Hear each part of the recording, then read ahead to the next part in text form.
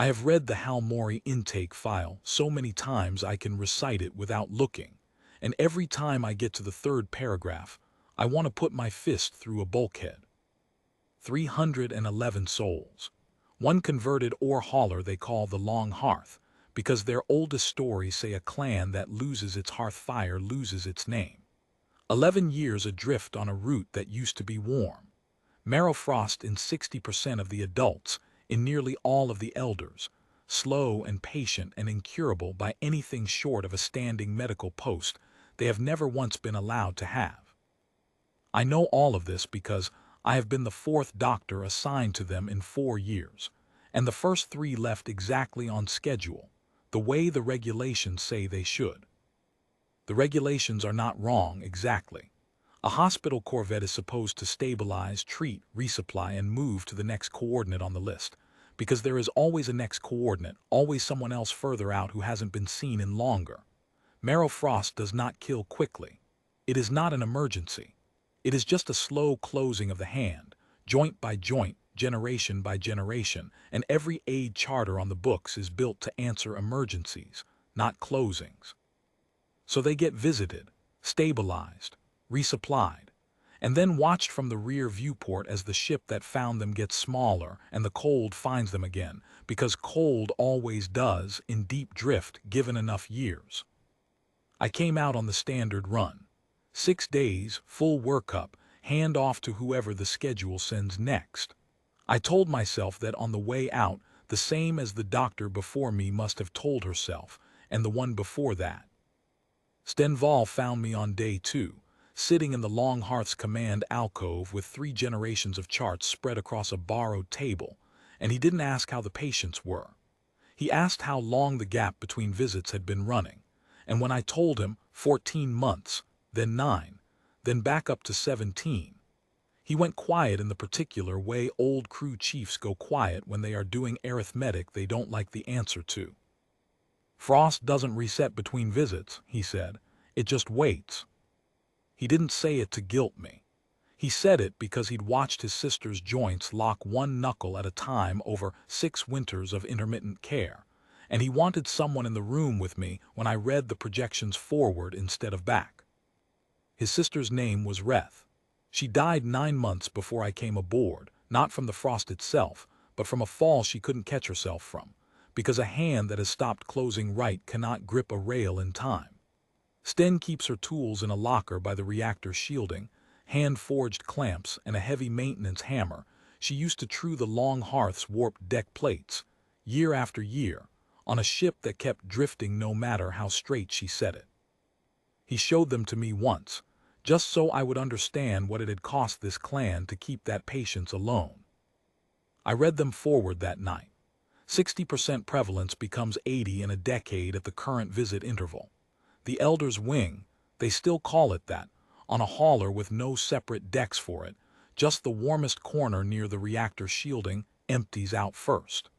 Children inherit a condition that has never once, in 3 documented generations, been treated as anything but a stopgap. There is a box on the standard handoff form. Recommend continued monitoring at next scheduled contact. I have filled it in 11 times this rotation for 11 different ships, 11 different conditions, and it has never once felt like a lie before. It felt like one this time. I didn't sleep the last night before the scheduled handoff. I sat in the alcove with Sten's sister's chart and the elder's chart and the children's projections, and I did the thing every doctor on this circuit is trained specifically not to do, which is start asking what it would actually cost to fix the underlying problem instead of the symptom in front of me. Marrow frost isn't exotic. It's a thermal regulatory failure, slow and mechanical, the kind of thing a standing post with a real bay and real time could manage down to nuisance level within 2 years. What the Halmori have never had is the thing that makes standing possible, a doctor who doesn't leave on schedule, because there is no schedule that survives contact with a condition this patient. I requested an extension first. Routine, 6 more weeks, easy to justify on paper. Command granted it without comment, which told me they hadn't thought hard about what 6 weeks does to an 11-year pattern. It does nothing. It is the fifth visit in a string of visits. I knew that before I sent the request, and I sent it anyway because I wasn't ready yet to send the one I actually meant. I sent that one 9 days later, after I'd watched an 8-year-old named Pell lose feeling in 2 fingers over a single week and get it back only because I happened to still be there to catch it early. I requested indefinite reassignment. Permanent post, Halmori convoy.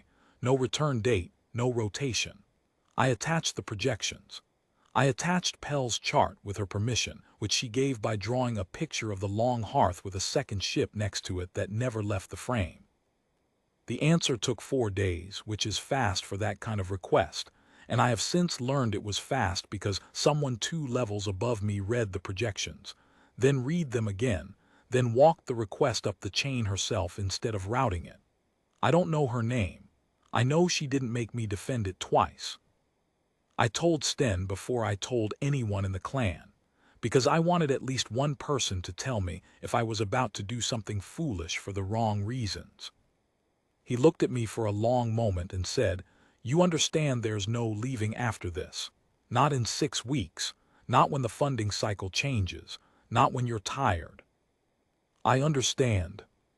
Say it again in winter, he said. When the reactor's running thin and there's nowhere on this ship that's warm enough, and tell me you still mean it. I have said it again in winter. Twice now.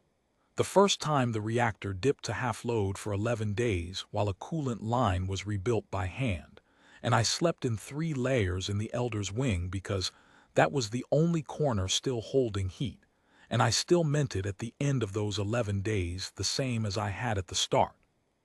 The second time was worse. A real cold snap, no fault of the ship's, just the long drift carrying them through a patch of dark between stars where even the hull went brittle at the seams.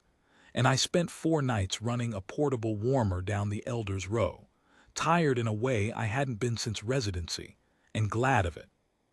The Elder's wing knew before I made any announcement, because Elders always know, the way Sten's sister knew, by watching how I packed or didn't. I had stopped packing my own gear into the transfer crate 3 weeks before the order came through, and one of the eldest, a quiet woman named Rest Talon who has not had full use of her right hand since before Pell was born, noticed the empty crate sitting open in the corner of my cabin and asked, very plainly, whether I was staying or simply slow. I told her I was staying, for good. Para semper, as my grandmother used to say about the kind of promise you don't get to take back, forever, plain and unconditional, the word she used for vows and for very little else. Rest Talon didn't weep, and she didn't thank me in the way the records like to write down. She held out her bad hand, the one that has been closing for 6 years, and let me run the scanner over it one more time, the way she has let 4 doctors do before me. Then she said something in the old cadence that the translator only half renders, something closer to the hearth holds than to any word for gratitude, and went back to her mending. I filed my own permanent service record under the Long Hearth's registry number instead of any ship of my own, because there isn't a ship of my own anymore, not in the way that matters. Command sent a single line back when the filing cleared. Noted, post confirmed. No projected end date. No projected end date. I have read that line more times than I read the original intake file, and it has never once made me want to put my fist through a bulkhead. Pell drew a 3rd picture last week. Same 2 ships, side by side, except now there's a 3rd smaller shape drawn coming up alongside them, which she tells me is the supply runner that comes through twice a year now instead of once a decade, because a standing post generates its own gravity in a logistics system, and people start scheduling around what's already there instead of around what's missing. The Marrowfrost prevalence chart bent downward for the first time in 11 years this spring. Not dramatically, just enough that Sten showed it to me without a word, the way he'd shown me the old one, and let me see for myself what patient, ordinary, unscheduled care looks like when it's finally given the one thing it actually needed. Not a fleet, not an armada, just someone who read the projection forward instead of back, and decided forever was an answer worth giving.